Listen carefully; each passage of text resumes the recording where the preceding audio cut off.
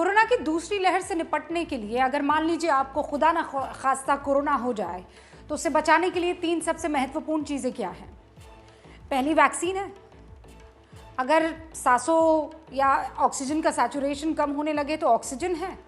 और फिर कहा जा रहा है कि रेमडेसिविर इंजेक्शन है। आप हर राज्य में चले जाइए, ऑक्सीजन की किल्लत आपको साफ तौर पर दिखेगी। वैक्सीन पहुंची नहीं है और रेमडेसिविर इंजेक्शन हर राज्य में आप जाकर देख लीजिए, इस इंजेक्शन की किल्लत है। रिपोर्ट।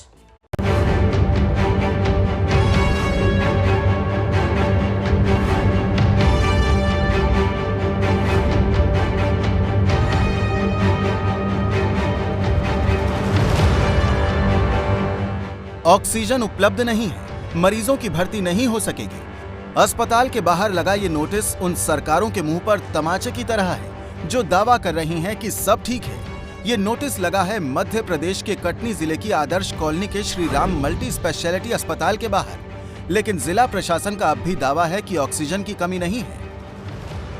ऑक्सीजन की ऐसी कोई कमी नहीं है, थोड़ा सा कई बार शॉर्टेज होती है, लेकिन उसे तुरंत पूरा कर लिया जाता है। जो आसपास के डिस्ट्रिक्ट हैं वहाँ से मैनेज करके तो पर्याप्त ऑक्सीजन सप्लाई रहती है। रही बात श्री राम हॉस्पिटल की, उनकी ज़रूरत के हिसाब से दिया जाता है, कभी 5, कभी 7, कभी 2, लगातार दिया गया ऑक्सीजन। हमारे पास पूरा डिटेल है, लिस्ट है, सारी चीज़ें मेरे पास। ये दूसरी तस्वीर है उत्तर प्रदेश के ग्रेटर नोएडा इलाके की, जहां शारदा अस्पताल में कुल मिनटों की ऑक्सीजन बची थी। अस्पताल ने गुहार लगाई और पुलिस ने ग्रीन कॉरिडोर बनाकर जैसे तैसे टैंकर पहुंचाए।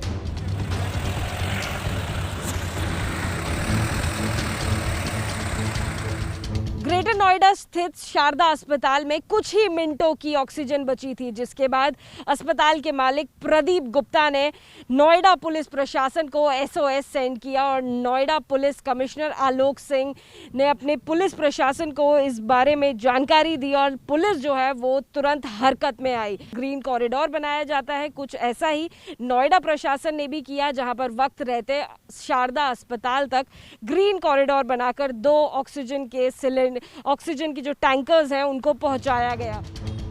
और ये तीसरी तस्वीर है बिहार की राजधानी पटना की, जहां महावीर मंदिर अब प्रसाद नहीं ऑक्सीजन बांट रहा है। ये 3 तस्वीरें 3 राज्यों की हैं, लेकिन कहानी तो वही है कि ऑक्सीजन की कमी है। हालांकि जनता से लेकर कोर्ट तक यही कहा जा रहा है कि ऑक्सीजन पर्याप्त है, लेकिन रोज बरोज ऑक्सीजन की कमी से हो रही मौतों का जवाब तो अब कोर्ट भी मांग रही है। ऐसी ही दूसरी कड़वी सच्चाई है जीवन रक्षक दवाओं की कमी की। एक दवाई जो डॉक्टर लगातार लिख रहे हैं वो है रेमडेसिविर। 3000 का इंजेक्शन अस्पतालों से गायब है, लेकिन ब्लैक मार्केट में 40,000 तक में आसानी से मिल रहा है। उत्तराखंड के कोटद्वार में ऐसी फैक्ट्री पकड़ी गई है जो नकली रेमडेसिविर इंजेक्शन बनाकर महंगे दामों पर बेच देती थी। दिल्ली, सहारनपुर और मुजफ्फरनगर में इसी फैक्ट्री से बनाए गए 2000 नकली इंजेक्शन बेचे गए थे। दिल्ली क्राइम ब्रांच ने इस मामले का पर्दाफाश किया है। पुलिस की टीम को पता चला कि कोटद्वार के अंदर फेक रेमडेसिविर बनाई जा रही है और उसके बाद जब वहां पर छापा मारा गया तब एक आदित्य गौतम नाम के शख्स के बारे में पता चला और जब उसकी फैक्ट्री पर छापा मारा गया तो आप तस्वीरों में देख सकते हैं कि वहां से ये सब कुछ बरामदगी की गई है। ये खाली बॉटल्स हैं रेमडेसिविर की, ये आप देख सकते हैं, ये बॉटल के कैप है यहाँ पर और पूरा का पूरा जो सामान है कोटद्वार की उसी फैक्ट्री से बरामद किया गया है, जहां से आदित्य गौतम नाम का वो शख्स जो कि फार्मा का काम करता है, उसकी दवाइयों की फैक्ट्री थी, उसे गिरफ्तार किया गया और पूरी चेन में 7 लोगों को गिरफ्तार किया गया है। गिरफ्तार किया गया एक शख्स ये सामने खड़ा हुआ है जो कि इस पूरे मामले के अंदर शामिल था।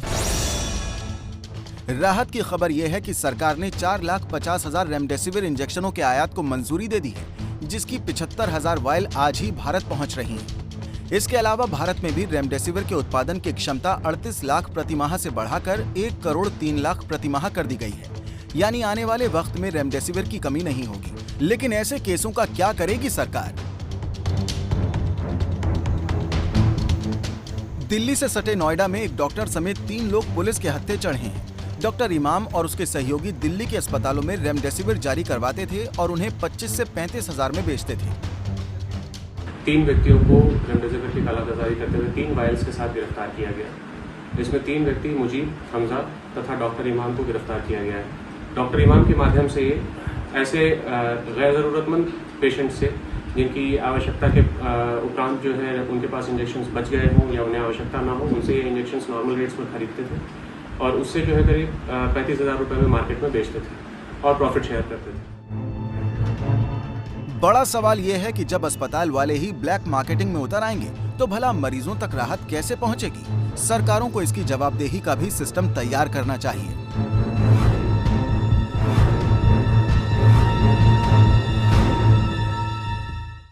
एबीपी न्यूज आपको रखे आगे।